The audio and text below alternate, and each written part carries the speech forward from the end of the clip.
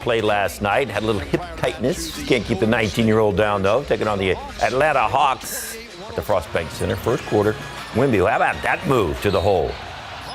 Yeah, three-point play. Spurs up 6-2. Later on, the Hawks trying to inbound the pass, but Wemby breaks it up with that long reach. That created the turnover. Spurs take it back the other way. Cullen to Victor. Misses the first attempt, but he gets the rebound and scores. Why not? He's 6 inches taller than everybody. Spurs led 18-7.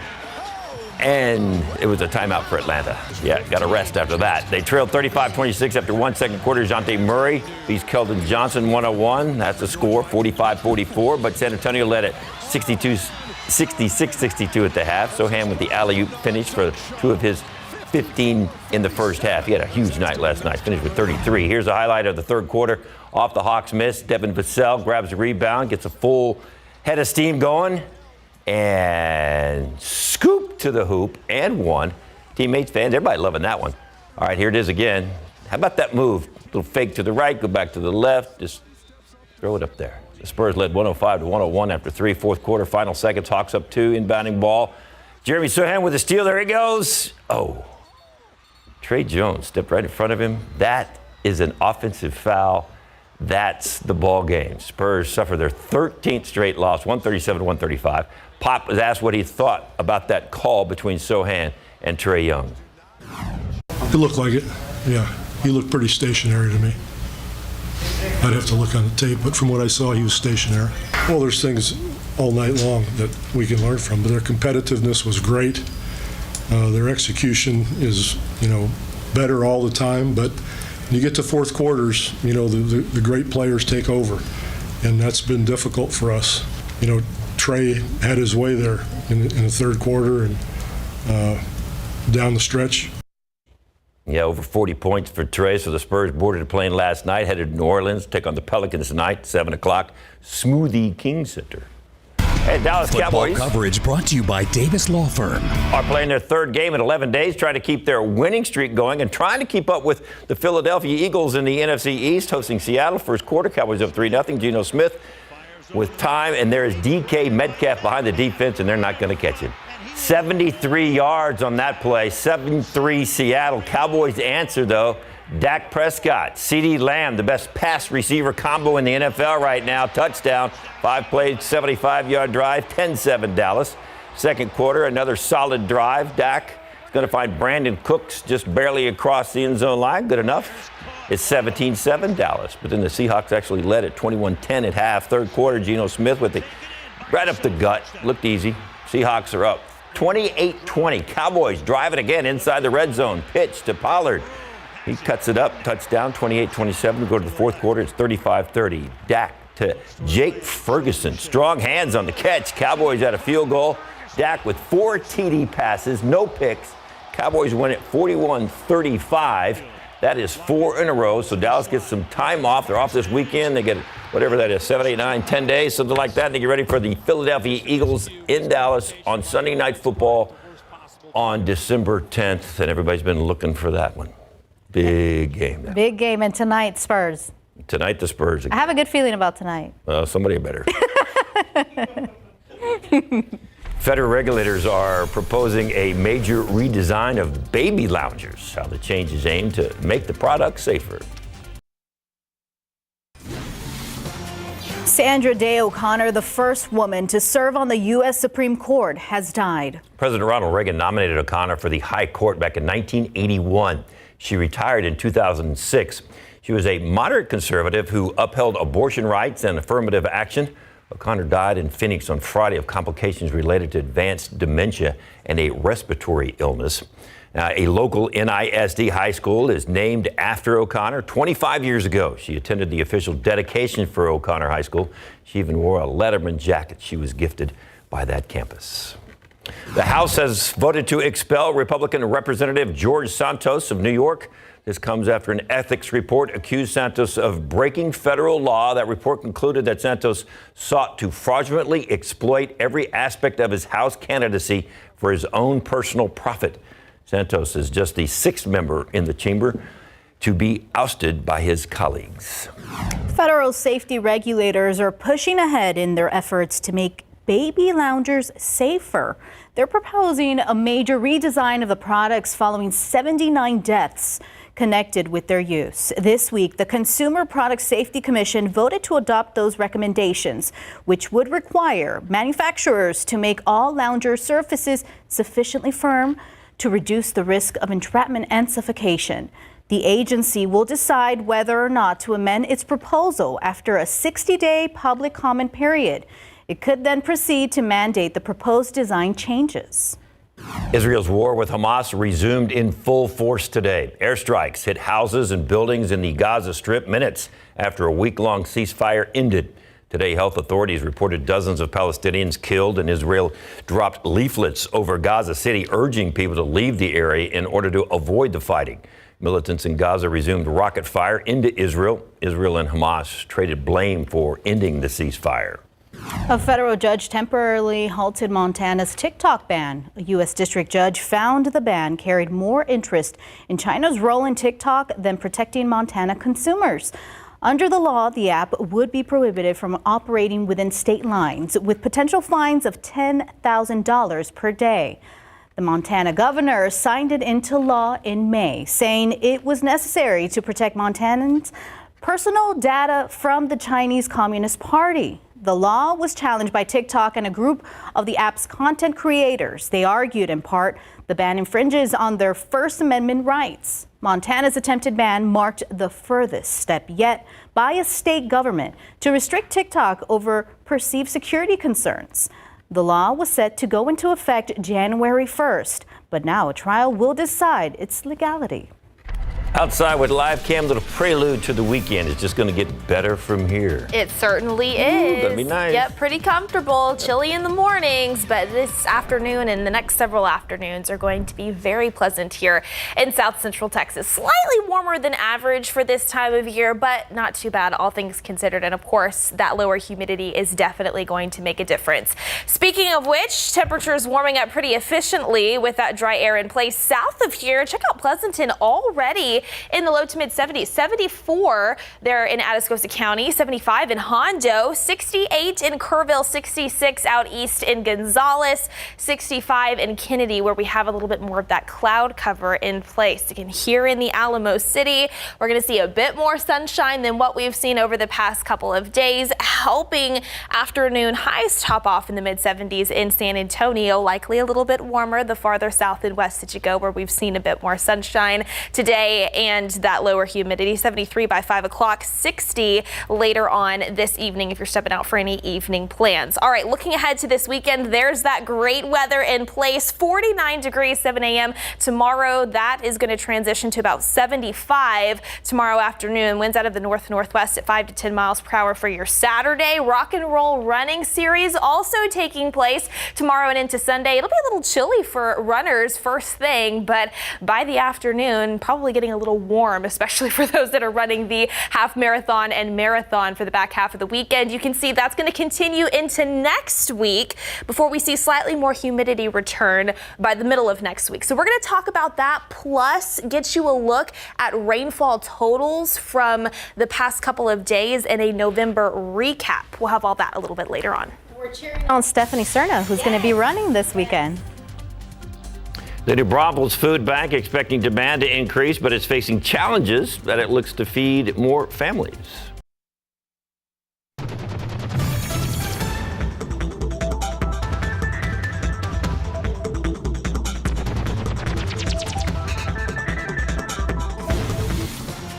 It's a day to remember and learn via honoring the late civil rights icon Rosa Parks by offering free rides for Rosa Parks Day. VIA and St. Philip's College are also inviting people to watch a live storytelling performance that will show the story of Rosa Parks, who was arrested for refusing to give up her seat to make room for a white passenger 68 years ago. The performance is called Sister Rosa Parks, The Bus Stops Here. Helping to fight hunger and feed families. That's the mission from our local food banks. But as our RJ Marquez tells us, that's becoming a bit harder to do for our surrounding areas. He takes us to the New Braunfels Food Bank, where there is a need for donations in this fast-growing area. The last few years have been kind of unpredictable. We do feel stretched thin. Every day is a new challenge for the New Braunfels Food Bank as they look to feed more families. Cost of living has gone up a lot in the last few years. Your grocery store bill has gone up a lot. The New Braunfels Food Bank primarily helps families in Comal and Guadalupe counties, two of the fastest growing areas in the country. Numbers from the U.S. Department of Agriculture show that people who receive food assistance in this area increased from January of 2020 to October of 2023, especially in Guadalupe County. We were about 2,500 families a month prior to COVID. So we've seen the steadiness of this number now for maybe about a year. You can see some of the food that the food bank currently has stocked here for some local families, but they are serving about 3,800 families a month. That number is expected to increase by about 30 to 40% just during the holiday season. And with higher demand comes the need for more help. Tony Urban has volunteered at the food bank since COVID and seen firsthand the need for donations. This is the only food bank in this area. Then you have people that you can't reach because they don't have transportation. Keeping these shelves stocked can be difficult, but it's rewarding work. They can bring their children and accompany them to let them see what this is all about and let them feel good about what they're doing. $1 equals 7 meals, $1 equals 10 pounds of food. So for that, we can stretch that dollar a long way. Reporting in New Braunfels, RJ Marquez, KSAT12 News. Of course, it even gets a little tougher this time of year as we head towards Christmas. So if you can help, please help those families in New Braunfels and those counties up there, and even here in San Antonio. A lot of need. Yep.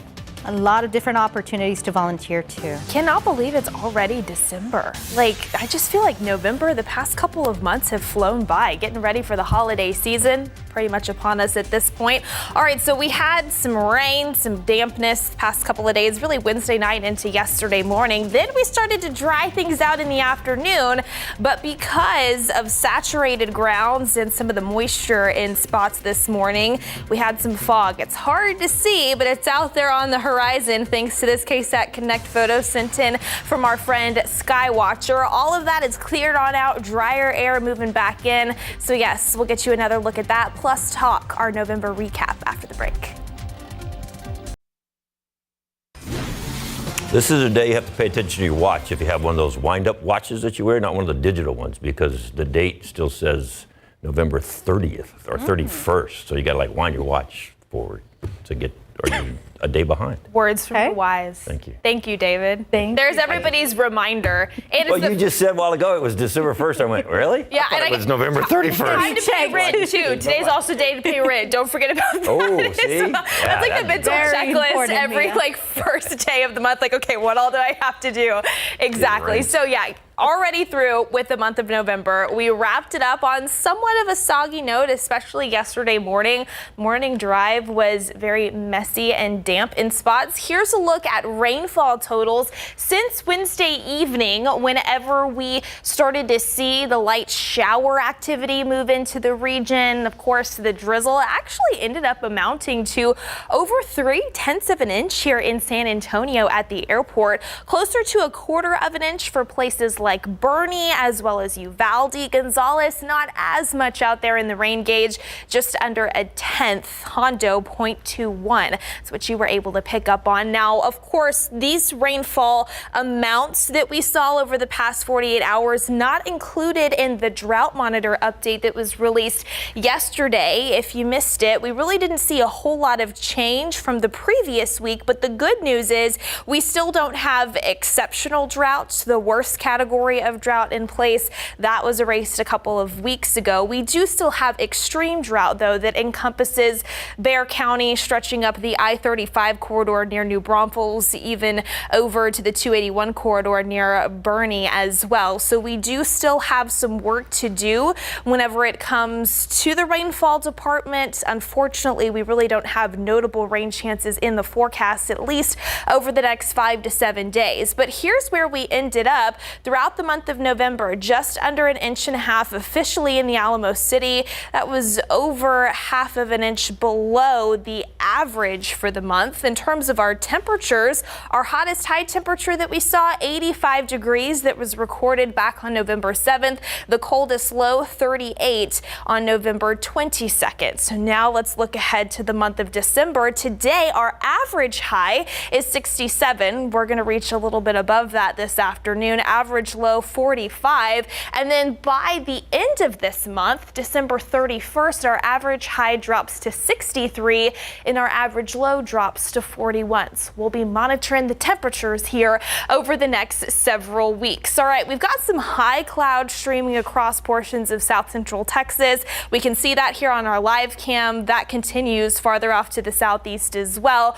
Just below 70 degrees right now, a dew point of 48. So there's that drier air that's moving in thanks to those northerly winds. At 68 in Converse, 65 in Canyon Lake, 74 in Rio Medina, and 71 up in Comfort. For us here in the Alamo City, we will see those temperatures top off right around 75 degrees by about 3 to 4 o'clock. And then later on this evening, 67 at 6 p.m., partly cloudy skies, eventually falling into the upper 50s later on tonight. Then that takes us into this weekend. Absolutely stunning conditions for the Rock and Roll Running Series, especially considering last year we did have some drizzle out there in the morning.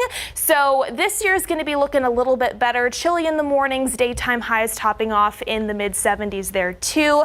After that, we'll continue to see the low 70s take us into next week with slightly more moisture returning by Wednesday and Thursday. We're going to take a step aside. We'll be right back after this. A home in Germany kind of hiding a cheerful secret. Well, it has simple decorations on the outside, like everybody else. Inside, more than 500 Christmas trees. And the owner says he wants to add more. Last year, the home had around 400 trees, and the owner wants to get it up to 600. For now, he's satisfied with just 555 Christmas trees. How do you walk through all that without knocking decorations off the trees or something? It's very bright in there. That's Christmassy. And this is a gingerbread display that breaks the mold. Ooh. More than 100 architects, engineers, and designers have built an entire gingerbread city. This is at London's Westfield White City Mall. Ooh. That looks good.